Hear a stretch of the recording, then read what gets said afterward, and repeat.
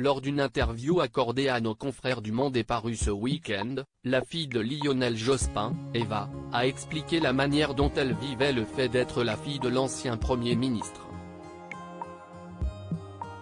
Après avoir étudié à l'IEP de Paris et à l'ENA, Lionel Jospin s'est lancé dans une carrière de diplomate, avant de devenir une véritable figure du Parti socialiste et d'être nommé Premier ministre du 2 juin 1997 au 6 mai 2002, sous la présidence de Jacques Chirac.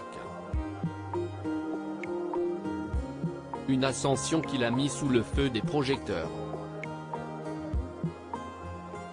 Le 22 juillet dernier, sa fille Eva, qu'il a eue avec sa première épouse Elisabeth Dannemüller, ils sont également les parents de Hugo, né le 1er novembre 1973, s'est confié au Monde sur la manière dont elle vit la célébrité de son père. Que l'on me renvoie sans cesse à la fille de « Cela peut être compliqué si, dans la sphère intime, il ne se passe rien. » Mais ce n'est pas le cas. J'ai eu la chance qu'il m'aime, qu'il me regarde et s'occupe de moi. Et j'ai fait toute ma carrière sans que ça interfère, a-t-elle expliqué à nos confrères à qui elle a donné rendez-vous à Beauduc, dans la région d'Arles, alors que son père est plutôt un habitué de l'île de Ré l'été. Elle estime donc avoir toujours eu un père fier et aimant à ses côtés, et ce malgré les énormes responsabilités auxquelles il a été confronté au cours de sa carrière. Maman et artiste pour rappel, si Eva Jospin est donc la fille du célèbre homme politique, elle est aussi connue pour une autre raison.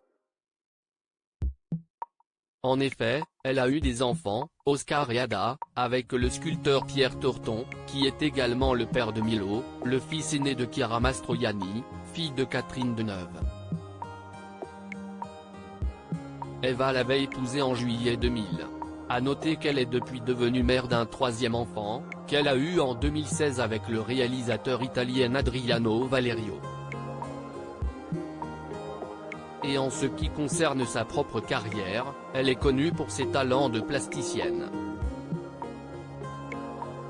Ancienne pensionnaire de la Villa Médicis à Rome, elle a déjà exposé dans des institutions prestigieuses comme le Palais de Tokyo à Paris, le Carreau du Temple, la Cour carrée du Louvre, le Musée de la Chasse et de la Nature ou encore le Musée des Impressionnismes à Giverny.